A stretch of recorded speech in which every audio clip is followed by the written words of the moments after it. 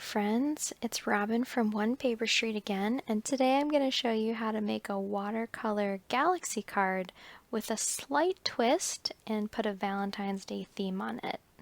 So you have to look closely, but you may notice that I have the word love written on this paper in pencil. Now I'll be using the Kilimanjaro 140-pound cold press paper. My plan is to paint the galaxy around the word love. I'm using my Koi Watercolors Pocket Field sketch box. This palette has a ton of amazingly vibrant colors, and it won't require much color mixing, so I can get right to painting. And then a very important part of this process is the masking fluid that I'll be using, so I'll link to all these supplies below. Now I'm using the Incredible White Mask liquid fluid, and I'm also using the Incredible nib. And all I'm doing is dipping my nib into some water and then dipping it into the fluid. And once I have some fluid on my nib, I'm simply just running it over top of the word love. After my fluid dries, I'm going to grab my number 12 round brush and I'm going to wet it and start applying some water directly onto the paper. This allows me to do what's called a wet on wet technique. While the paper's still wet, I'm going to load some teal paint onto my brush and put it on the palette.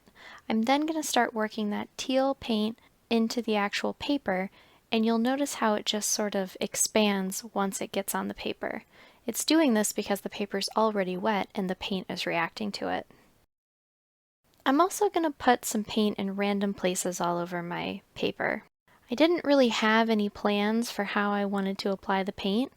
I just really tried to keep colors that would bleed together and look muddy apart from each other. So you'll notice that in many cases I'm keeping the teal, greenish color near the blue, and I'm sort of keeping the blue near the purples and the pinks. And that's just because greens and pinks are complementary colors.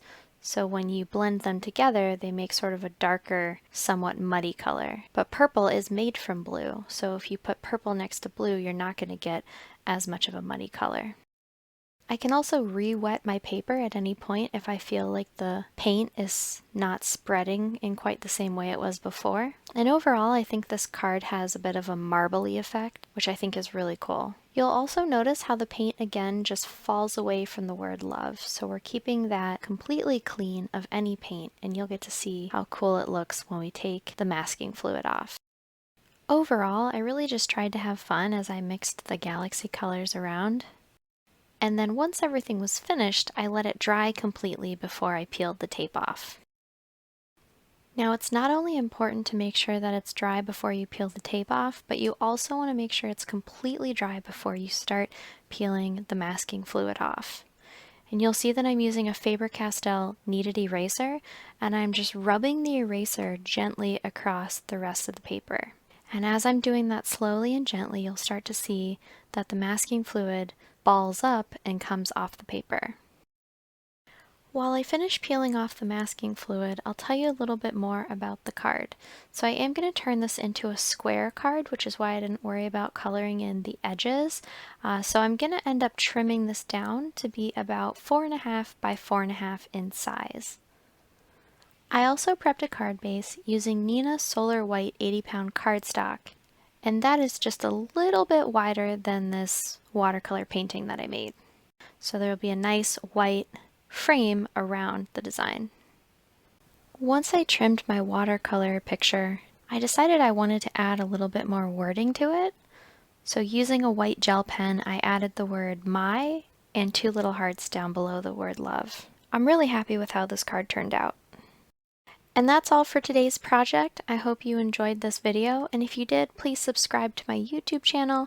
You can also follow me on Instagram, Facebook, Pinterest, and of course on my blog, www.onepaperstreet.com, where I keep all of my work.